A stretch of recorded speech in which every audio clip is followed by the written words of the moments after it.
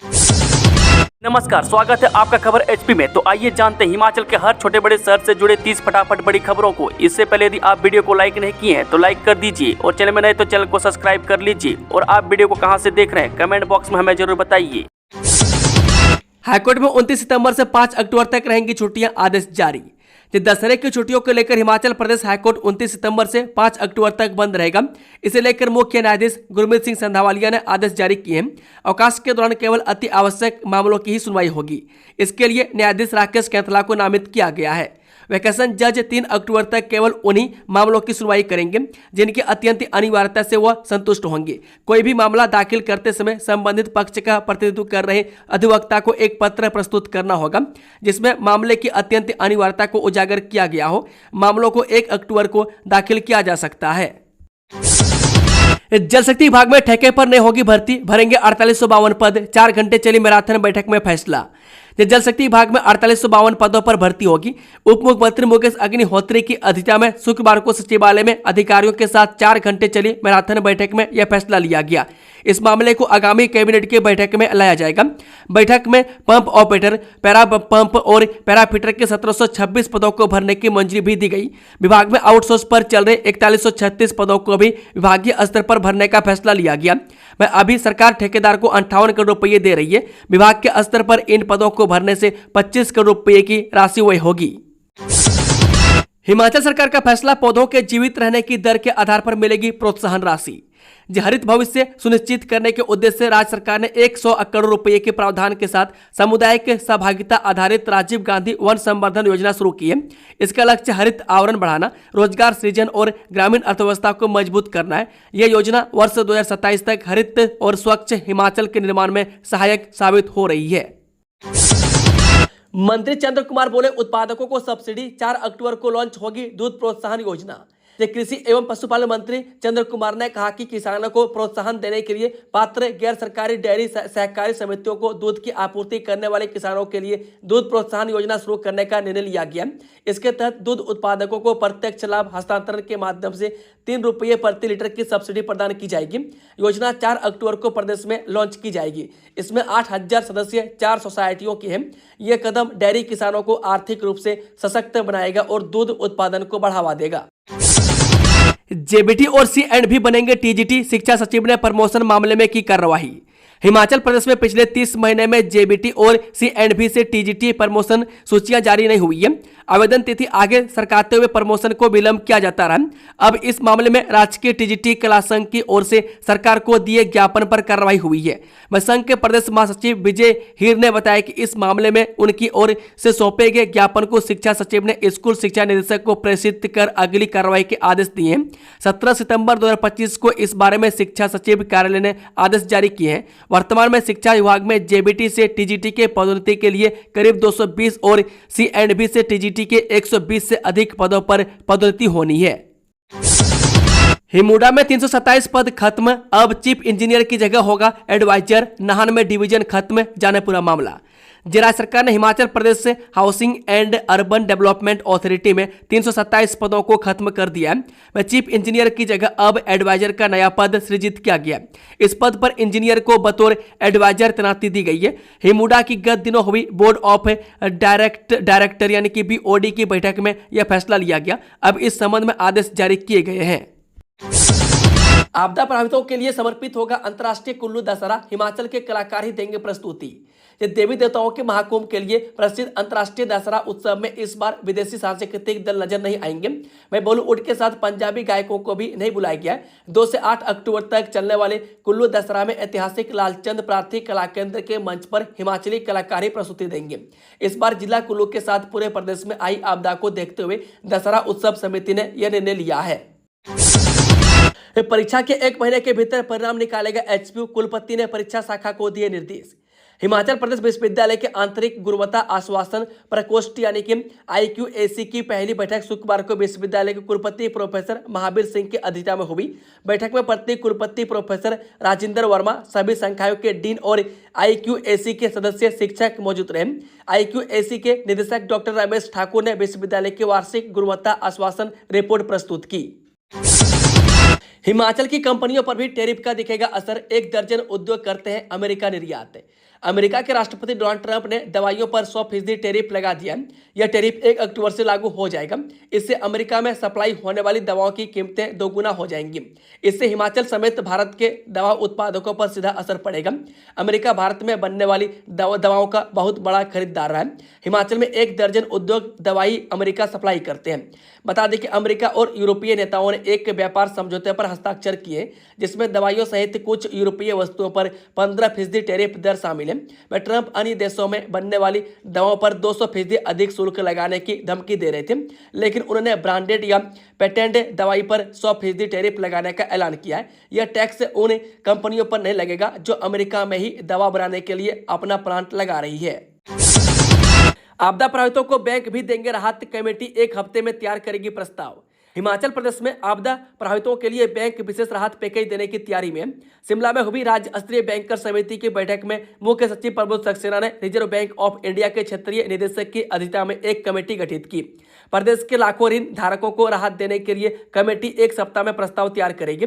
बैठक में कृषि, एमएसएमई और अन्य ग्राहकों के ऋणों का पुनर्गठन करने के लिए पैकेज देने पर सहमति बनी। सक्सेना ने कहा कि आपदा के कारण कई ऋण धारकों की अदायगी क्षमता प्रभावित हुई है। ऐसे में अदायगी को पुनर्निर्धारित करने का प्रस्ताव बैंक घोषित करेंगे। मंत्री धनराम शांडिल का लंदन और फ्रांस का दौरा रद्द, सोशल मीडिया पर सवाल उठने के बाद लिया फैसला। हिमाचल प्रदेश के स्वास्थ्य मंत्री डॉक्टर धनराम शांडिल के नेतृत्व में विदेश जा रही स्वास्थ्य विभाग की 10 सदस्यीय टीम का दौरा रद्द हो गया। प्रदेश के स्वास्थ्य मंत्री डॉक्टर धनराम शांडिल अपने बेटे सहित 10 सदस्यों के प्रतिनिधिमंडल के साथ लंदन व फ्रांस के दौरे पर जाना था। इस संबंध में सरकारी की ओर से विदेश मंत्रालय को भी सूचित कर दिया गया था। अधिसूचना के अनुसार शांडिल के बेटे कर्नल डॉक्टर संजय शांडिल ने भी साथ जाना था, लेकिन सोशल मीडिया पर दौरे पर अंगुलियां उठने के बाद शांडिल ने स्पष्टीकरण किया। शनिवार को उन्होंने कहा कि अभी विदेश दौरे पर नहीं जा रहे, आगे जाएंगे। कहा कि तथ्य पता कर ही कुछ लिखा जाना चाहिए। विदेशों में स्वास्थ्य क्षेत्र में अच्छा काम हो रहा है, वहां से तकनीक को सीख कर यहाँ लागू किया जाना है। बेटे के विदेश दौरे पर जाने को लेकर मंत्री ने स्वीकार किया कि बेटा बहू दोनों को जाना था, परिजन निजी खर्च पर जा सकते हैं। फिर कैबिनेट में जाएगा ग्रामीण इलाकों में भवनों के नक्शे का मामला, विभाग ने तैयार किया प्रस्ताव। ग्रामीण क्षेत्रों में नक्शे के तहत भवनों के निर्माण का मामला फिर कैबिनेट की बैठक में जाएगा। लोगों को कोई दिक्कत न आए, इसके चलते कैबिनेट में इस मामले में विस्तृत चर्चा होगी। नदी नालों के किनारे किसी को भवन निर्माण की मंजूरी नहीं दी जाएगी, जबकि ग्रामीण क्षेत्रों में भी भवन निर्माण को लेकर नक्शे बनाने की शक्तियां सर्वेयर या फिर किसी एजेंसी को दी जाएगी। ग्रामीण क्षेत्रों में भवन निर्माण के लिए छूट रहेगी। अगर कोई व्यक्ति गांव में जमीन खरीदकर भवन या फिर व्यावसायिक गतिविधि चलाता है तो उसे नियमों के तहत ही भवनों का निर्माण करना होगा। पंचायतों में 500 वर्ग मीटर से कम प्लॉट पर मकान बनाने के लिए नियम सरल होंगे। उल्लेखनीय है कि हिमाचल प्रदेश से में प्राकृतिक आपदा के चलते सरकार ने यह फैसला लिया है। आपदा ने भारी तबाही मचाई है। नदी नालों के किनारे भवनों को भारी नुकसान हुआ है, कई लोगों की जान गई है। पिछली कैबिनेट बैठक में इस मामले को लाया गया, लेकिन विस्तार पूर्वक चर्चा नहीं हो पाई है। ग्रामीण विकास विभाग ने इसका प्रस्ताव तैयार किया, इसके नियम भी बनाए गए। अब आगामी बैठक में इस मामले में चर्चा होनी है। विभाग का मानना है कि इससे कुछ और भी संशोधन किए जाना है। नवरात्रि के 3 दिन 24 घंटे खुले रहेंगे ज्वालामुखी मंदिर के कपाट। शारदीय नवरात्रि के अवसर पर शक्तिपीठ ज्वालामुखी में भक्तों की भीड़ उम्मीद से थोड़ी कम है। नवरात्रि में मंदिर में भक्तों की सुविधा के लिए विशेष व्यवस्थाएं की गई है, जिससे उन्हें सुचारू रूप से दर्शन का लाभ मिल सके। मंदिर प्रशासन ने श्रद्धालुओं की सुगमता को ध्यान में रखते हुए छठी, सप्तमी और अष्टमी के दिन मंदिर को 24 घंटे खुला रखने का निर्णय लिया है। इससे भक्त बिना किसी कठिनाई के दर्शन कर सकेंगे। मंदिर परिसर में सुरक्षा को लेकर सख्त व्यवस्था की गई है। लगभग 125 सुरक्षा कर्मी तैनात किए गए। वहीं भीड़ पर निगरानी रखने के लिए 80 सीसीटीवी कैमरे और ड्रोन का भी सहारा लिया जा रहा है। इसके साथ ही सभी श्रद्धालुओं के लिए ज्वालामुखी मंदिर में लंगर की व्यवस्था की गई है। इस सीबीएसई संबद्धता के लिए स्कूलों को खुद करना होगा आवेदन, प्रधानाचार्यों ने गिनाई कमियां, ये सुविधाएं होने पर ही मिलेगी मान्यता। हिमाचल प्रदेश के 100 सरकारी स्कूलों को सीबीएसई से संबद्धता दिलाने की प्रक्रिया शुरू हो गई है। शिक्षा विभाग ने इसके लिए तैयारी शुरू कर दी है। स्कूलों को ऑनलाइन आवेदन करना होगा, जिसके बाद सीबीएसई की टीम निरीक्षण करेगी। स्कूलों में मूलभूत सुविधाओं की उपलब्धता सुनिश्चित की जा रही है। जम्मू के लिए हिमाचल की बस सेवाएं बहाल, जानिए बसों की समय सारणी। एचआरटीसी मंडल जिला कांगड़ा के तहत आने वाले सभी बस डिपो से जम्मू क्षेत्र के लिए बस सुविधा एक बार फिर से बहाल कर दी गई है। पिछले 4 दिनों से जम्मू के लिए शुरू ये बस सेवाएं अब निगम जारी करेगा। जानकारी के अनुसार एचआरटीसी मंडल जिला कांगड़ा चंबा के बस डिपो पालमपुर से जम्मू के लिए 2, नगरोटा बागवा से 2, धर्मशाला से 1 और पठानकोट बस डिपो से 2 एचआरटीसी बसों द्वारा यात्रियों को सुविधा प्रदान की जाती है। हालांकि जिला चंबा के चंबा डिपो से भी चंबा से जम्मू कटरा के लिए बस सुविधा है, लेकिन यह बस आजकल बंद चल रही है। पढ़ाई पूरी न कर पाने वाले विद्यार्थियों को पुनः स्नातक की डिग्री करने का मिला मौका। हिमाचल प्रदेश विश्वविद्यालय की कार्यकारी परिषद ने जेबीटी या डीएलएड व अन्य कारणों से अपने स्नातक की पढ़ाई पूरी न कर पाने वाले विद्यार्थियों को पुनः डिग्री पूरी करने का मौका दिया। शनिवार को विश्वविद्यालय में हुई कार्यकारी परिषद की बैठक में यह निर्णय लिया गया। इसके तहत जो विद्यार्थी अपने स्नातक की पढ़ाई पूरी नहीं कर पाए उन्हें पुनः स्नातक की पढ़ाई करने की अनुमति प्रदान करने को इसी ने स्वीकृति प्रदान कर दी है और यह अवसर शैक्षणिक सत्र 2020-21, 21-22, 22-23, 23-24, 24-25, 25-26 के विद्यार्थियों को मिलेगा। यह अवसर 5 वर्ष के उपरांत 1 वर्ष का अतिरिक्त अवसर 7,000 रुपये के साथ प्रदान करने की स्वीकृति प्रदान की। एचआरटीसी पेंशनरों को पेंशन देने की मांग वाली याचिका पर हाईकोर्ट ने की सुनवाई। सरकार और एचआरटीसी प्रबंधन को जारी किया नोटिस। हिमाचल प्रदेश हाईकोर्ट ने एचआरटीसी पेंशनर्स को हर माह की पहली तारीख को पेंशन देने की मांग से जुड़ी याचिका में राज्य सरकार सहित एचआरटीसी प्रबंधन को नोटिस जारी किया। हाईकोर्ट के न्यायाधीश न्यायमूर्ति संदीप शर्मा ने अशोक पुरोहित व अन्यों द्वारा दायर याचिका की प्रारंभिक सुनवाई के बाद सभी प्रतिवादियों को जवाब दायर करने के लिए 4 सप्ताह का समय दिया है। बता दें कि हिमाचल पथ परिवहन निगम यानी कि एचआरटीसी के सेवानिवृत्त कर्मचारियों ने याचिका में केंद्रीय सिविल सेवा यानी कि पेंशन नियम 1972 के नियम 83 का हवाला दिया है, जिसे 2021 के संशोधन के तहत अपडेट किया गया था। इस नियम के अनुसार पेंशन हर माह के पहले कार्य दिवस को जारी किया जाना अनिवार्य है। याचिकाकर्ताओं ने अदालत से आग्रह किया है कि एचआरटीसी को सरकारी पेंशनरों के लिए लागू नियमों के अनुरूप पेंशन समय पर जारी करने के निर्देश दिए जाए। इस सोनम वांगचुक के समर्थन में उतरे मंत्री जगत सिंह नेगी, केंद्र सरकार और भाजपा पर साधा निशाना। हिमाचल प्रदेश के राजस्व मंत्री जगत सिंह नेगी ने क्लाइमेट एक्टिविस्ट सोनम वांगचुक का समर्थन किया। मंत्री नेगी ने कहा कि लद्दाख के लोग और सोनम वांगचुक केवल अपने संवैधानिक अधिकारों की मांग कर रहे हैं। नेगी ने आरोप लगाया कि लेह लद्दाख में पुलिस राज्य स्थापित हो गया और संवैधानिक अधिकारों के तहत अपनी मांग उठाने वालों को दबाने की कोशिश की जा रही है। वहीं भाजपा पर निशाना साधते हुए जगत नेगी ने कहा, भाजपा दमनकारी नीतियों के तहत काम कर रही है और देश भर में विपक्ष को दबाने के लिए परिवर्तन निशाने यानी कि ईडी का इस्तेमाल एक हथियार के रूप में कर रही है। सोनम वांगचुक और लद्दाख के लोग केवल अपने संवैधानिक अधिकारों की मांग कर रहे हैं और इस आवाज को दबाना देश की एकता और अखंडता के लिए खतरनाक है। केंद्र सरकार ने लद्दाख के लोगों के साथ विश्वासघात किया है और लेह लद्दाख की स्थिति चिंताजनक, दुर्भाग्यपूर्ण और दुखद बनी हुई है।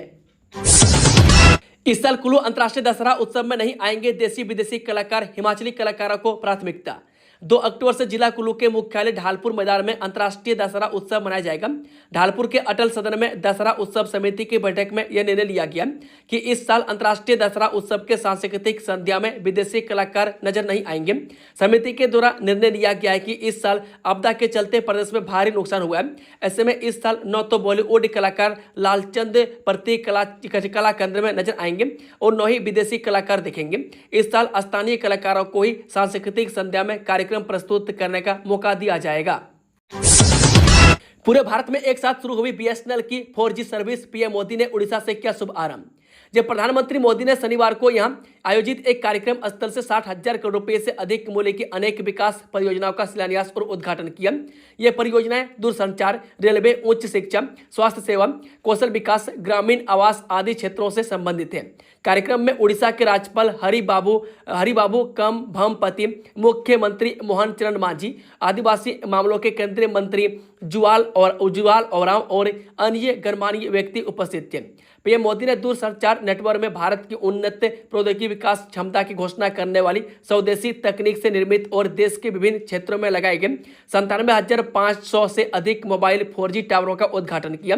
इस परियोजना की लागत लगभग 37,000 करोड़ रुपये है। इनमें बीएसएनएल द्वारा स्थापित 92,600 से अधिक 4G तकनीक वाले स्थल शामिल हैं और इनका वित्त पोषण डिजिटल भारत निधि के तहत किया गया है। ईडी की पूछताछ से बैंक कर्मी का बढ़ा ब्लड प्रेशर, आईजीएमसी में भर्ती, प्रवर्तन निदेशालय ने तेज की जांच। केसीसी बैंक के ओटीएस प्रकरण मामले में ईडी की पूछताछ के बाद एक बैंक अधिकारी को आईजीएमसी में एडमिट किया गया। बताया जा रहा है कि बैंक अधिकारी का ईडी की पूछताछ के बाद ब्लड प्रेशर बढ़ गया, जिसके बाद उसे उपचार के लिए आईजीएमसी पहुंचाया गया। ईडी ने केसीसी बैंक के ओटीएस प्रकरण की जांच तेज कर दी है। शुक्रवार को ईडी ने बैंक के 3 अधिकारियों को पूछताछ के लिए तलब किया था। शिमला में पूछताछ के लिए तलब किए गए तीनों अधिकारियों से ईडी ने करीब 10 घंटे तक पूछताछ की। ईडी ने बैंक अधिकारियों को जांच पूरी न होने तक शिमला में ही रुकने को कहा है। ईडी केसीसी बैंक के ओटीएस प्रकरण मामले से जुड़े हर पहलू की बारीकी से जांच कर रही है। ईडी ने केसीसी बैंक के एजीएम रिकवरी, पालमपुर के बैंक मैनेजर और लोन डिपार्टमेंट के मैनेजर को पूछताछ के लिए तलब किया था। ईडी ने बैंक अधिकारियों से कुछ रिकॉर्ड भी लिया है। मुख्यमंत्री की दिल्ली से शिमला वापसी से पहले नए मुख्य सचिव को लेकर लॉबिंग तेज। ये 6 माह के सेवा विस्तार पर चल रहे मुख्य सचिव प्रबोध सक्सेना का कार्यकाल इस माह समाप्त होने जा रहा है। ऐसे में उन्हें फिर से 6 माह का सेवा विस्तार नहीं दिए जाने की स्थिति में किसी नए अधिकारी को यह कमान सौंपी जा सकती है, जिसमें वर्ष 1993 बैच के आईएएस अधिकारी के पंत का नाम सबसे ऊपर चल रहा है। हालांकि वरीयता सूची में उनसे आगे वर्ष 1988 बैच के आईएएस अधिकारी संजय गुप्ता भी इस पद के लिए अपनी दावेदारी जता रहे हैं, जिन्हें पहले मुख्य सचिव की कुर्सी से दूर रखा गया। यह निर्णय मुख्यमंत्री सुखविंदर सिंह सुक्खू की शिमला वापसी पर ही लिया जाना है। मुख्यमंत्री के देर रात्रि लंदन से दिल्ली लौटने के बाद रविवार को प्रदेश वापस पहुंचने की संभावना है। जानकारी के अनुसार यदि मुख्यमंत्री दिल्ली से अपने गृह क्षेत्र नाहरलगुन नहीं जाते तो सीधे रविवार को शिमला पहुंच जाएंगे। चिंतपूर्णी मंदिर के भवन निर्माण पर वही होंगे 250 करोड़ रुपये अग्निहोत्री। डिप्टी मुकेश अग्निहोत्री ने शनिवार को चिंतपूर्णी मंदिर में माता रानी की पावन पिंडी के दर्शन कर विधिवत पूजा अर्चना की और प्रदेशवासियों की सुख समृद्धि की कामना की। उनकी पुत्री डॉक्टर आस्था अग्निहोत्री भी इस अवसर पर उपस्थित रहीं। मंदिर ट्रस्ट के सहायक आयुक्त एवं एसडीएम सचिन शर्मा ने उप मुख्यमंत्री को स्मृति चिन्ह भेंट कर सम्मानित किया। मुख्यमंत्री ने मंदिर के विकास कार्यों की विस्तृत जानकारी ली और आवश्यक दिशा निर्देश दिए। तमिलनाडु में एक्टर विजय की रैली में भगदड़, अब तक 31 लोगों की मौत, कई घायल। तमिलनाडु में शनिवार को फेमस एक्टर और तमिलगा वेत्री कचघम के अध्यक्ष विजय की रैली में अचानक भगदड़ मच गई। जानकारी के मुताबिक अब तक 31 लोगों के मारे जाने की खबर है। वहीं 20 से ज्यादा लोग गंभीर रूप से घायल बताए जा रहे हैं। घायलों को करूर में सरकारी मेडिकल कॉलेज और अस्पताल में इलाज के लिए ले जाया गया। मुख्यमंत्री एमके स्टालिन हालात का जायजा लेने के लिए करूर पहुंच चुके हैं। उन्होंने करूर के अस्पतालों को तैयार करने का आदेश दिया। प्राप्त जानकारी के मुताबिक यह भगदड़ तमिलनाडु के करूर में शनिवार को हुई, जहां विजय की एक रैली में लोगों की भारी भीड़ उमड़ी थी। रामोजी फिल्म सिटी में जल्द ही ग्लोबल टूरिज्म विलेज और नाइट सफारी का मिलेगा अनुभव। रामोजी ग्रुप पर्यटकों के अनुभव को और रोमांचक बनाने की तैयारी में है। दुनिया की सबसे बड़ी फिल्म सिटी कहलाने वाली रामोजी फिल्म सिटी अब 2 नई परियोजनाओं के साथ पर्यटकों के लिए नए आकर्षण व मनोरंजन के विकल्प जोड़ने जा रही है। इससे यहां आने वाले सैलानियों को पहले से ज्यादा रोमांच और विधिवत का एहसास होगा। रामोजी फिल्म सिटी ने तेलंगाना राज्य सरकार के साथ एक समझौते पर हस्ताक्षर किए, जिसके तहत रामोजी फिल्म सिटी में एक ग्लोबल टूरिज्म विलेज और नाइट सफारी तैयार की जाएगी। हैदराबाद के शिल्पा रामम में शनिवार 27 सितंबर को आयोजित तेलंगाना टूरिज्म कॉन्क्लेव में नई परियोजनाओं को लेकर सरकार के साथ समझौता पर हस्ताक्षर किए गए। विश्व फूड इंडिया 2025 में हिमाचली उत्पादों की धूम, हिमालयन हनी के साथ साथ एप्पल जूस और लाल चावल को मिली सराहना। नई दिल्ली में आयोजित विश्व फूड इंडिया 2025 में हिमाचली उत्पादों की मांग रही, जिसमें हिमालयन हनी, एप्पल जूस और लाल चावल शामिल थे। हिमाचल प्रदेश के उद्यान विभाग ने सक्रिय रूप से भाग लिया। इस आयोजन में 1700 से अधिक प्रदर्शकों ने भाग लिया, जिससे हिमाचल प्रदेश को अपने उत्पादों को प्रदर्शित करने का अवसर मिला। हिमाचल का लक्ष्य नवाचार के साथ किसानों की समृद्धि सुनिश्चित करना है। इस शिमला में नगर निगम की कार्रवाई पर बवाल, दुकानों के बाहर सामान हटाने पर व्यापारियों का हंगामा, बाजार बंद की चेतावनी। शिमला में नगर निगम की टीम द्वारा दुकानों के बाहर रखे सामान को हटाने पर विवाद हो गया। कारोबारियों ने निगम के वाहन को रोका और विरोध प्रदर्शन किया। व्यापार मंडल ने सोमवार से बाजार बंद रखने की चेतावनी दी है, क्योंकि उनका आरोप है कि त्योहारी सीजन में उन्हें परेशान किया जा रहा है। निगम हाईकोर्ट के आदेशों का पालन करने का दावा कर रहा है।